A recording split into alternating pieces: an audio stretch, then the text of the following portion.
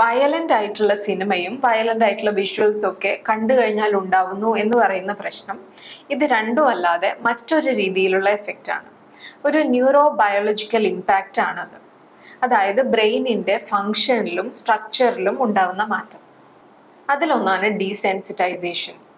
അതായത് വയലന്റ് ആയിട്ടുള്ള visual content അത് എവിടെ നിന്ന് നമ്മൾ കാണുകയാണെങ്കിലും അത് റിപ്പീറ്റഡ് ആയിട്ട് കണ്ടു കഴിഞ്ഞാൽ നമ്മുടെ ബ്രെയിനിൽ ഉണ്ടാകുന്ന ഒരു ചേഞ്ച് ആണ് ഡീസെൻസിറ്റൈസേഷൻ. ഡീസെൻസിറ്റൈസേഷൻ എന്ന് പറഞ്ഞാൽ എംപതി കുറയുക, അതായത് മറ്റൊരാൾ അനുഭവിക്കുന്ന വേദന എന്താണെന്ന് മനസ്സിലാകാതെ ഇരിക്കുക. വയലൻസിനോടുള്ള ഒരു ഇമോഷണൽ റിയാക്ടിവിറ്റി കുറയുകയാണ് ഇവിടെ ചെയ്യുന്നത്.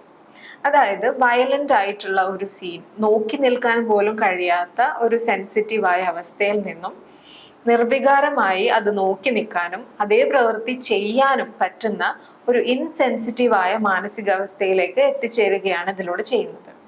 ഇതൊരിക്കലും ഒരു സിനിമ കണ്ടതുകൊണ്ടോ ഒരു വിഷ്വൽ കണ്ടതുകൊണ്ടോ ഒരു ഗെയിം കളിച്ചതുകൊണ്ടോ ഉണ്ടാവുന്നതല്ല.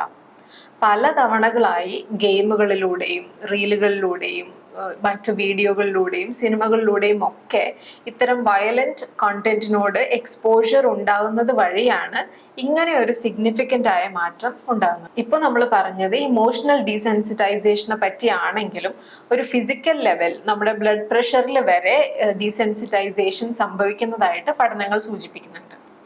ഇതേ തിയറി വെച്ചാണ് ഫോബിയയുടെ ട്രീറ്റ്മെന്റിൽ സിസ്റ്റമിക് ഡീസെൻസിറ്റൈസേഷൻ സൈക്കോളജിസ്റ്റുകൾ വളരെ കോമൺ ആയിട്ടും എഫക്റ്റീവായിട്ടും ട്രീറ്റ്മെന്റായി ഉപയോഗിക്കുന്നത്.